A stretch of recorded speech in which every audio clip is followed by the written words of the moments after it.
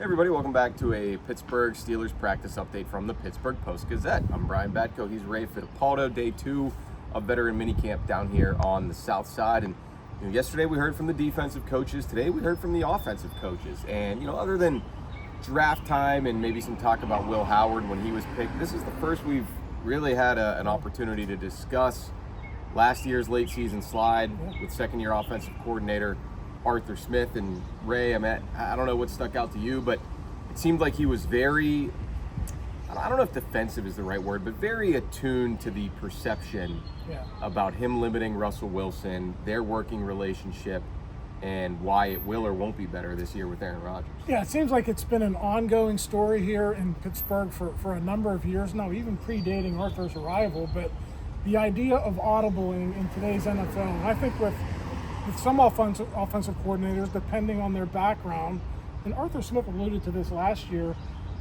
guys like Justin Fields can go up there would be 2 plays called, both running plays, and he could pick one or the other. There wasn't a lot of flexibility.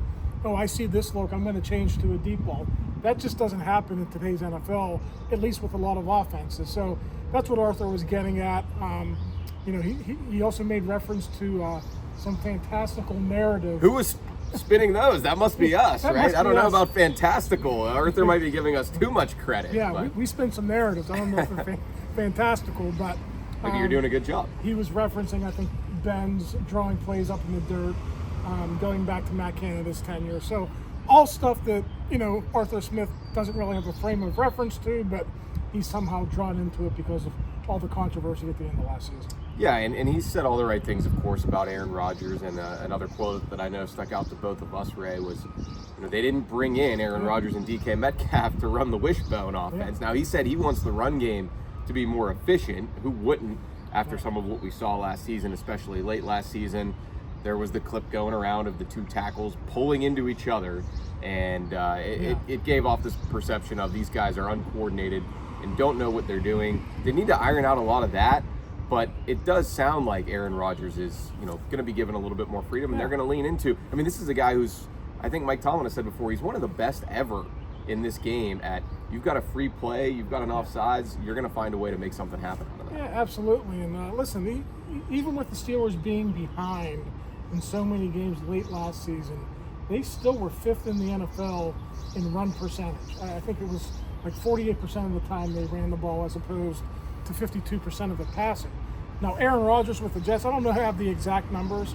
The Jets were top 5 in the NFL in pass percentage. Yeah. So you would have to believe there's going to be some marrying of the 2 offenses, right? Of the 2 offensive philosophies. You're going to want to throw the ball a little bit more because of Aaron Rodgers and what he and DK Metcalf can do.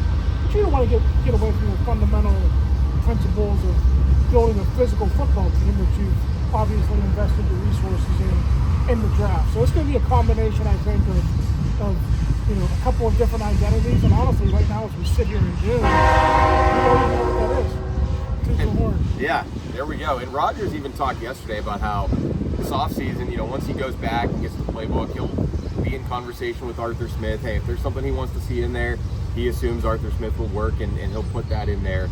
But we also poked and prodded with DK Metcalf a little bit today after practice. First time hearing from him since he signed and had his big introductory press conference. Think about what's changed since then. They traded George Pickens out of his room. They brought back they brought back Mason Rudolph. They brought in Aaron Rodgers. They went through the draft process. And DK Metcalf said as far as he knows, it's going to be a lot of what Arthur Smith has done before. He really likes the play action pass, and he thinks Aaron Rodgers will be a boon for the receivers, even though I think there is sort of the outside notion of, okay, Aaron Rodgers isn't, I'm going to throw the ball 60 yards downfield anymore, which is kind of DK Metcalf's game, but he thinks having a quarterback with a quick release will only suit any receiving core. Yeah, I think DK is more than that too, right? I think you can see him a lot of back shoulder catches, 50-50 balls. A slant, take it to the house. Yeah. He's got that skill set as well. You don't sign him to the type of contract they did and just have him run go routes all day. So it is an interesting receivers room that has changed since he signed back in March. Robert Woods is here now. I think maybe in a week or 2, maybe in 3 or 4 weeks, we're going to see probably another receiver get signed or get acquired. So I think even things are going to change even more with that group before we get to training camp. And DK Metcalf did say he never, I guess, made contact with George Pickens. You know, those two never ended up talking at all, but he said he would have loved to play with him. Obviously, that was out of his hands, and, you know, from DK Metcalf's perspective, it's now been about, okay, you're clearly the unquestioned leader in this room, and, you know, he said he has his certain way of leading. He's not a big rah-rah guy, but, you know, if he sees someone loafing or taking a puff, he'll pull him to the side. He's not going to call them out in front of the team or to the media, but, you know, he'll be sort of stern and let them know what the expectations are. So he's doing that from his perspective, but then it's also trickling down and flowing down from Aaron Rodgers to DK Metcalf. Those two are trying to get on the same page, and he said it's been fun so far getting the chance to work with him now in an official capacity beyond when they had their throwing session out in LA earlier this offseason. Yeah, listen, you don't have to be a rah-rah guy to be a leader, right? I think one of DK Metcalf's most famous plays in the NFL isn't a touchdown catch or anything like that. It's him chasing down that defensive back who... Buda Baker. Yeah, Buda Baker. Was it now 5-6 years ago? And that's the hustle that you want in a leader. That's the type of leadership you want in a player. So DK certainly brings that to the room as well. And I think Mike and Omar talked about that when they acquired him back in March. Anything else before we go stand out to you from Arthur Smith or Pat Meyer, any of the offensive coaches that talked today? Yeah, I talked to Pat a little bit. A lot of questions. A lot of pressure on him. Yeah, a lot of pressure on Broderick Jones too, and for Pat to get Broderick up to speed at left tackle. Obviously, Aaron Rodgers blindside, that's going to be a really important part. And, you know, Tom Arth and Zach Azzoni talked as well. So it was a good day down here to talk to all the principals on offense. Tom Arth had some good anecdotes about Aaron Rodgers. I mean, obviously those two guys, much has been made about how they were teammates briefly for Arth with the Packers.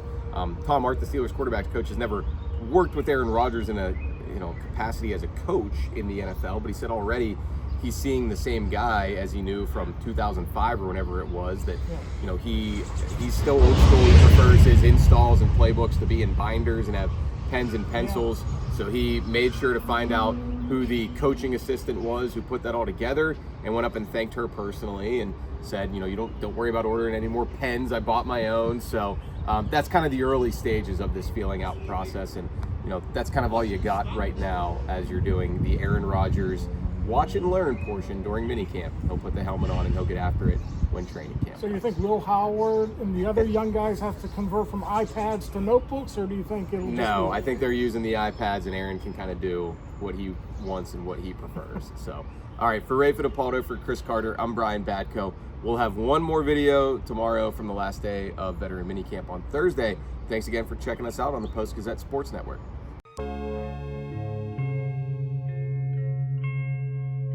Thank you for checking out this content from Post-Gazette Sports. If you watch this video on YouTube, please like the video and subscribe to our channel. For all of the sports coverage the Post-Gazette has to offer, visit post-gazette.com.